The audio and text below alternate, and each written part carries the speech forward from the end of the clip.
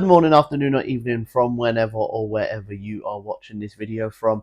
I am Jack Adamus and welcome back for episode 4 of the Bottom 14. Let's start off this week with Newcastle now. Newcastle find themselves 9th in the league and they are struggling a bit this season. They have only scored 8 goals in their first 8 matches and that gives them the joint worst goals scored in the top half of the league this season. They are also winless in their last 4 matches and they've only scored 2 goals in those 4 games as well. I would like to hear from Newcastle fans about your season so far. Which leads me on to my question, which is, Newcastle fans, what problems do you see with your club so far this season? Which leads me on to another team that is struggling in this season, and that is West Ham. Now, West Ham find themselves 15th in the league table at the moment, and after winning 2 weeks ago 4-1 against Ipswich, they was on the end of a 4-1 defeat this weekend against Spurs. West Ham have now lost 50% of their matches so far this season. They've got 4 losses in their 8 games, and they've been on the end of some heavy defeats as well. They lost 4-1, 3-1, 3-0, and on top of that, they did lose 5-1 to Liverpool in the EFL Cup. So my question for West Ham fans is, do you believe that Lopetegui is the right man for your club?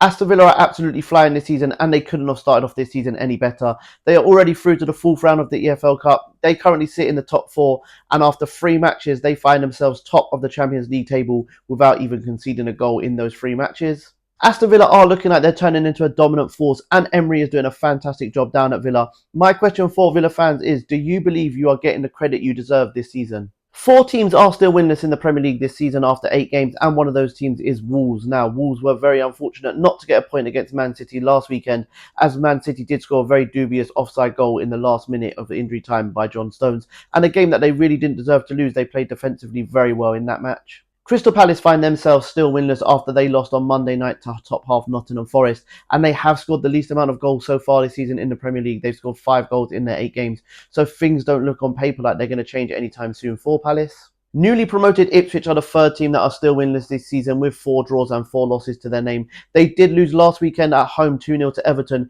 in a game which I was really confident they would get their first win in the season in. And the 4th and last team still winless in the Premier League this season is newly promoted Southampton now. Southampton did have the 3 points wrapped up last weekend when they were 2-0 up against Leicester, but they ended up losing that game 3-2, which must have been a killer blow to their players and fans alike. My question is, with Wolves playing away to Brighton, with Ipswich playing away to Brentford, with Southampton travelling to Man City, and with Crystal Palace having a home game against Spurs this weekend, can you see any of these teams getting their first victory this weekend?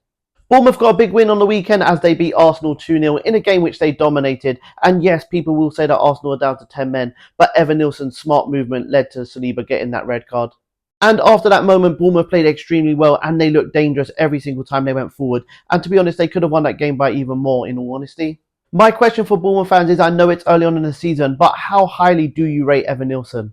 As when I've watched him this season, yes, he hasn't scored as many goals as maybe we thought he would, but his movement off the ball is amazing. He must be an absolute nightmare for defenders to play against. I apologise that this week's episode is shorter than usual, but something has popped up that I need to attend to, so I'd rather put out something rather than nothing, even if it is short and sweet. So again, I'm sorry that this week's episode is short, and next week we'll be back to normal. Thank you very much if you are still here at the end of my video. I really do appreciate the love and support I've been getting from you guys. Please do continue to like, share, follow, but most importantly, subscribe to the YouTube channel. Have a good week, guys, and remember, if you don't shoot, you can't score. Enjoy the rest of your week.